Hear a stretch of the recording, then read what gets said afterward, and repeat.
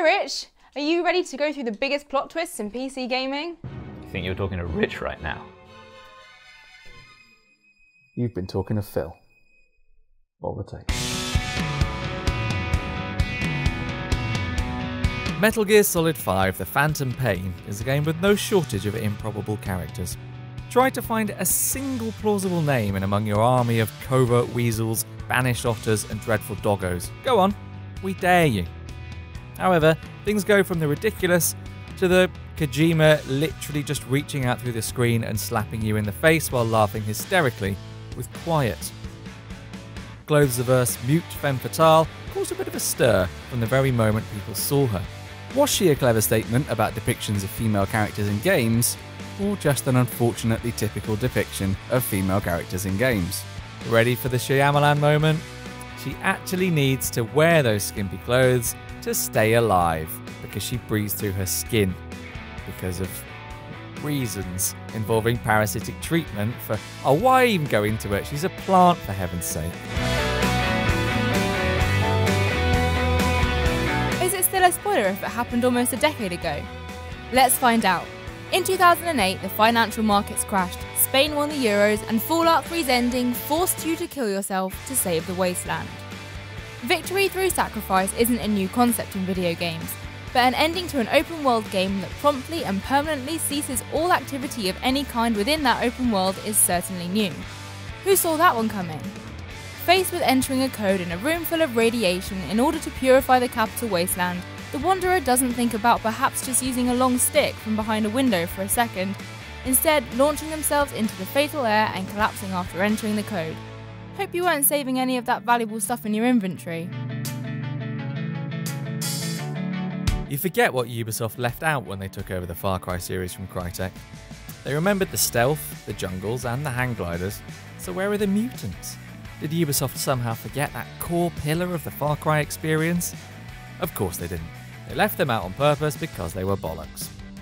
Much more convenient to pretend that the last third of the game didn't happen, and that Crytek never swapped out mercenaries for genetically modified apes gone wrong, or that the protagonist's arm turned green, or that everyone gave this game 9 out of 10. Crytek were going for a B-movie vibe, but Far Cry's story belonged right at the other end of the alphabet. Like most of the principal characters in Assassin's Creed Black Flag, Mary Read was a real-life pirate. She successfully disguised her gender for most of her career on the high seas, but presumably did a better job of it than Ubisoft.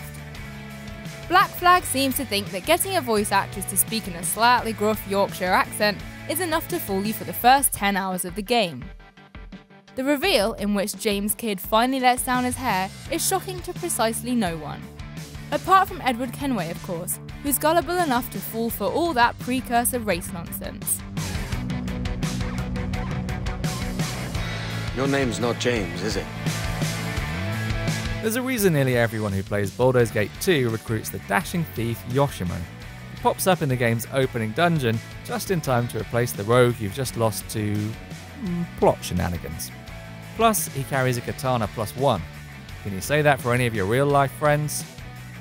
So, you level him up, you buy him gear, and patiently read his dialogue. You carve out a niche for him in the well-oiled machine that is your adventuring party. And then what happens? Midway through the game, he stabs you in the back for triple damage. It turns out Yoshimo has been cursed to carry out the will of the game's villain or die instantly. Of course, he dies pretty quickly once he turns his blade on you anyway. It's a tragedy really, but more pertinently, it leaves a gaping hole in your combat lineup. Sure, BioWare, you'll patch Mass Effect 3's ending, but what about my party composition from 2001?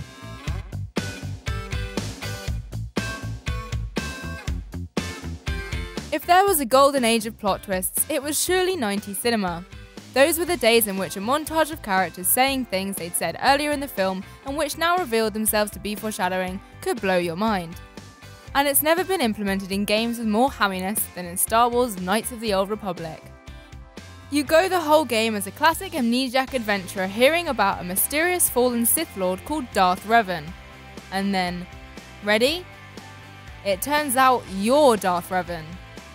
And by golly, if BioWare don't use that exact same foreshadowing line montage to deliver the killer punch. We're poking fun, of course, but actually it's a pretty brilliant twist because you've been caught up in the morality system so much by that point that whether you're light side or dark, learning of your true identity as a Sith Lord has a huge impact. Well done, BioWare of old. You're missed. Can't believe all those games were dead in the end, Alice. You think you're talking to Alice?